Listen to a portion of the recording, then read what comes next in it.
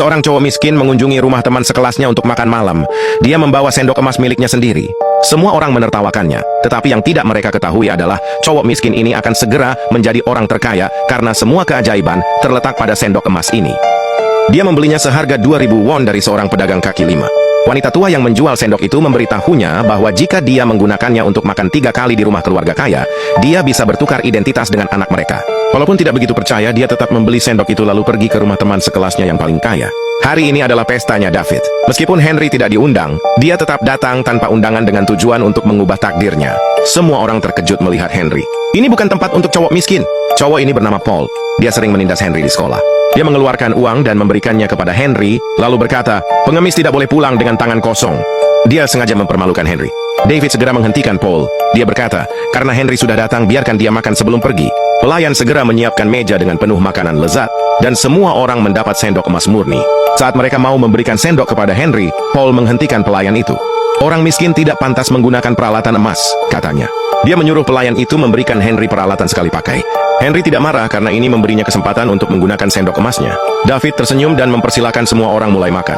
Henry makan dengan lahap menggunakan sendok emasnya. Tiba-tiba dia menyadari sendok itu mulai bersinar.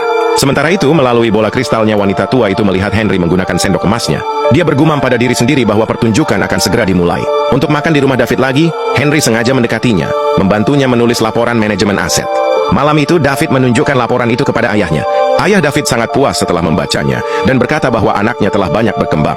Malam itu, Henry membawa laporan ke rumah David, dan berkata dia lapar. Bertanya apakah dia bisa makan mie instan di tempatnya. David langsung menyuruh pelayan menyiapkan banyak hidangan. Henry mengeluarkan sendoknya lagi. Saat dia mau makan, ayah David datang. Dia terkejut melihat Henry dan berkata kepada David di hadapannya, berteman dengan orang miskin itu hanya buang-buang waktu. Menghadapi teguran ayahnya, David tidak berani membantah. Dia lalu membantu membereskan barang-barang Henry dan mengantarnya pergi. Tapi Henry tidak mau menyerah. Saat pelayan mau membuang makanan, dia berlari kembali seperti serigala lapar. Dia makan makanan itu dengan sendok emasnya. Sebelum dia selesai, ayah David datang lagi. Henry sangat malu lalu berusaha buru-buru pergi, tetapi dia lupa mengambil sendok emasnya.